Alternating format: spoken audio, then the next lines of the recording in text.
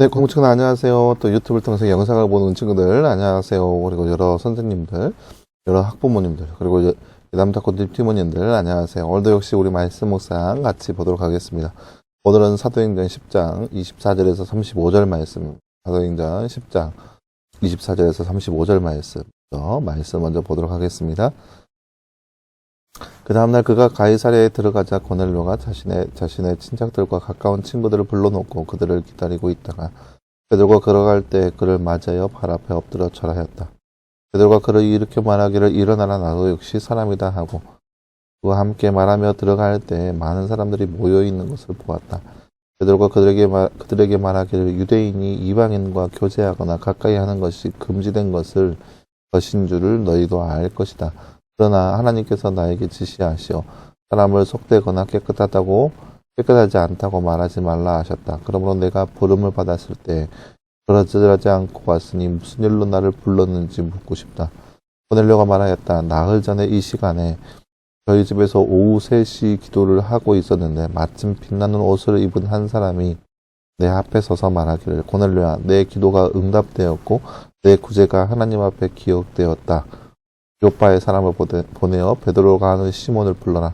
이 사람이 바닷가의 피옥공룡 시몬의 집에 머물고 있다라고 하였으므로 내가 즉시 당신께 보냈는데 오셨으니 잘하셨습니다. 그러므로 이제 우리 모두가 그래서 당신께 명령하신 모든 것을 듣고 싶어 하나님 앞에 모여 있습니다. 베드로가 입을 열어 말하였다. 참으로 내가 깨닫는 것은 하나님께서 사람을 외모로 취하지 않으시고 모든 민족 가운데서 그분을 경외하고 의를 행하는 자를 받아들이신다는 것이다. 아멘. 네, 사랑하는 여러분, 오늘 말씀은 베드로가 이제 그 성령의 이끌림을 받아서 요빠에서 가이사랴로 내려가서 고넬료의 가족과 함께 만나서 이야기하고 있는 모습을 볼 수 있습니다. 힘든 발걸음이었고 어려운 발걸음이었지만 그 발걸음을 통하여서 고넬료와 함께 이야기를 나누고 있는 모습을 볼 수 있습니다. 잠깐 나눠주시 한번 볼까요? 말씀 읽고 빈칸에 알만한 말을 넣어서 말씀을 완성하세요. 참으로 내가 깨달은 것은 띠띠띠께서 사람을 띠띠로 취하지 않으시고 모든 민족 가운데서 그분을 띠띠하고 띠행하는 자를 받아들이신다는 것이다. 오늘 말씀 마지막 말씀이죠. 34절 말씀, 35절 말씀. 참으로 내가 깨달은 것은 하나님께서 사람을 외모로 취하지 않으시고 모든 민족 가운데서 그분을 경외하고 의를 행하는 자를 받아들이신다는 것이다. 그 말씀 34절 35절 말씀입니다. 베드로는 누구에게 순종하여 고넬료를 만나게 되나요? 바로 하나님의 말씀, 성령님을 순종하여서 바로 고넬료를 만나게 되었습니다. 네, 사랑하는 여러분, 오늘 말씀은 이제 베드로가 환상 이후에 성령의 이끌림을 받아서 가이사랴에 내려가서 고넬료를 만나고 있는 모습을 볼 수 있습니다. 베드로가 고백하였던 것처럼 오늘 말씀 28절 말씀에 나타나 있죠. 유대인이 이방인과 교제하거나 가까이 하는 것이 금지되어 있습니다. 그것이 그러니까 교회 안에서 이제 교회의 법인데요. 유대인이 이방인과 함께하고 이방인과 식사 교제를 나누는 것 자체가 금지되어 있습니다. 왜냐? 이때 당시에는 복음이 유대인만 있다라고 생각했었습니다. 그래서 이방인과 함께할 수 없다라고 금지했었습니다. 그러니까 이렇게 금지하는 이유는요. 종교가 혼용될까 싶어서 그런 거예요. 이방인이 가지고 있는 그러한 신앙이 있잖아요. 이방인이 믿고 있는 그러한 신앙. 혹시라도 유대인이 이렇게 이방인과 함께 교제를 나누다가 행여라도 종교가 혼용되어서 이방인이 믿고 있는 그런 종교성이 그들에게 들어갈까 싶어서 이러한 것들을 교회에서 금지해 놓은 거예요. 이제 예전에 구약 시대부터 이러한 법이 율법에 놓여져 있었습니다. 구약 시대 때부터 하나님께서 이 가나안 땅을 허락할 때부터 하나님께서 이방인들과 함께 살지 말라라고 명령하셨어요. 왜냐? 그들의 종교성이 그들에게 들어갈까봐. 그래서 하나님께서 율법으로 막아 놓으셨어요. 마찬가지로 이 시대에도 마찬가지로 그러한 금지되는 법이 교회 안에 있었다는 거죠. 그들의 종교성이 혼용될까봐. 그래서 이방의 우상을 섬기는 그런 종교성이 그들 가운데 들어오게 될까봐 그들과 함께하는 것이 금지되어 있었습니다. 이처럼 베드로가 고넬료를 만난다는 것은 어려운 발걸음이었었어요. 유대인으로서 누군가를 만난다는 것, 특별히 이방인을 만난다는 거, 그리고 거기에다가 백부장 고넬료 군인을 만난다는 것은 여러 가지 어려움이 있었죠. 그러한 것을 가지고 갔는데, 고넬료에게 갔더니 어느 흰옷 입은 한 사람이 와서 그에게 하시는 말씀을 듣게 되었습니다. 그리고 나서 이 모든 것을 베드로가 듣고 나서 내린 결론이 뭐였냐? 참으로 하나님은 사람의 겉모습만 보고 판단하시는 분이 아니라는 거죠. 참으로 하나님은 민족과 그런 것들을 다 초월해서 모든 것들을 두루 이루시는 분이 바로 하나님이라는 것을 베드로가 깨닫게 됩니다. 그래서 그들과 함께 이제 이후에 그들과 함께 복음을 나누는 것이겠죠. 그래서 이런 것이 바로 오늘 말씀에 베드로와 그다음 고넬료 간의 그런 모습이라 할 수 있겠습니다. 고넬료의 모습을 보면 우리가 오늘 말씀을 통해서 기억나는 것은 뭐냐면 고넬료는 말 그대로 백부장입니다. 여러 가지 지위와 권력이 있는 사람입니다. 근데 24절 말씀 보세요.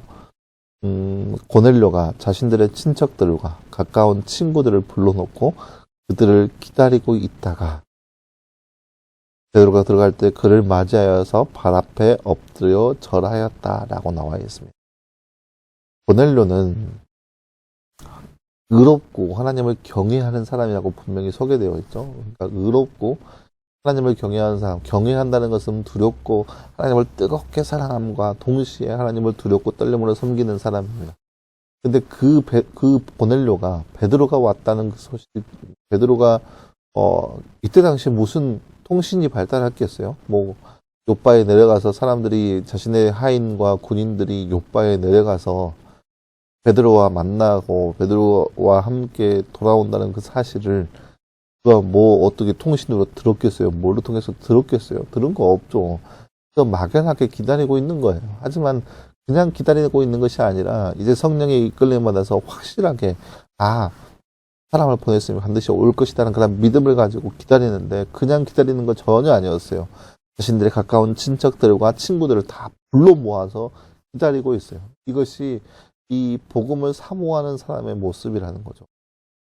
그냥 누군가 오겠지. 그냥 백부장이잖아요. 여러 가지 권력과 권위와 그런 권세가 있는 사람인데 어느 정도 지위가 있는 사람이기 때문에 수하를 불러서 막 왔다 갔다 해도 되는 것이고, 그리고 어느 정도 권리와 권력이 있기 때문에 그런 사람들 앞에서의 권이 다 있는 거예요. 그런데 그럼에도 불구하고 가까운 친척들과 친구들을 불러다가 그들과 함께 머물러서 베드로라고 하는 사람을 기다렸고, 왜요? 그 순간이 굉장히 중요한 순간이라는 것을 고넬료는 알고 있었기 때문에 이 하나님의 사람을 통해서 말씀을 듣는다는 그 시간이 얼마나 중요한 것인지 그는 잘 알고 있었기 때문에 가까운 친척들과 친구들을 빨리 불러 모았어요. 언제 올지도 모르는데, 그리고 올지 안 올지도 모르는데 믿음을 가지고 기다렸다는 거죠. 그리고 오자마자 베드로 앞에 절을 합니다. 물론 이 절을 한다는 것은 숨기는 것이고 존경한다는 것이고 과 동시에 이제 섬긴다는 것 의미가 있어서 좀 잘못된 것이긴 하지만 그때 당시에 그 유대법에 의하면, 물론 유대법에 의하면 사람에게 절을 한다는 것은 사람이 아닌 신에게 행하는 모습이거든요. 그래서 그런 모습이 이제 베드로에게는 좀 걸리긴 했지만 그만큼 백부장이 자신의 지위를 내려놓고 말씀의 사람에게 그렇게 낮아지는 모습을 보여주고 있다라는 것을 볼 수 있죠. 이처럼 오늘도 이 말씀을 바라보고 있는 우리의 삶 가운데도 이렇게 말씀을 사모하는 자, 말씀을 듣는 것을 준비하는 우리의 모습이 되어야 한다는 거죠. 언제 올지도 모르고 또 올지 안 올지도 모르는 그런 상황에서 이런 베드로를 기다리고 있는 모습이, 이 고넬료의 모습이 이렇게 말씀을 사모하는 그런 모습이라는 거예요. 이러한 말씀을 사모하는 그런 진정한 모습이 바로 이 시대에 저와 여러분의 모습이 되기를 간절히 소망합니다. 그러한 사람을 하나님께서 반드시 기억하시고 하나님께서 반드시 그를 통하여서 일으켜 세울 것이라는 것, 그 사실을 기억하면서 말씀 가운데 거할 수 있는 저와 여러분 되기를 간절히 소망합니다. 이렇게 기도하겠습니다. 사랑하는 하나님 감사합니다. 주님, 오늘 말씀에서 우리는 베드로를 실제적으로 만나고 있는 고넬료의 모습을 함께 살펴보았습니다. 유대인의 법으로 금지되어 있고 어려운 만남이었지만 성령의 이끌림을 받아서 고넬료를 만나고 있는 베드로의 모습을 함께 살펴보았습니다. 그리고 그러한 베드로를 간절히 기다리고 있는 고넬료의 모습 또한 우리가 말씀을 통해서 바라보았습니다. 이처럼 우리도 이 땅 가운데 살아가면서 말씀을 사모하되 간절한 마음으로 사모하게 하시고 그렇게 말씀을 더욱더 기다리면서 애통하는 마음으로 말씀을 접할 수 있는 우리의 모습 될 수 있도록 주님 우리 가운데 함께하여 주시옵소서. 고넬료처럼 말씀을 더욱더 사모케 하시고 말씀 안에 거할 수 있는 삶, 그런 삶이 바로 이 시대에 저와 우리의 모습이 될 수 있도록 늘 우리 가운데 함께하여 주시옵소서. 이 모든 말씀 감사드리며 살아계신 예수님의 이름으로 기도하셨습니다. 아멘.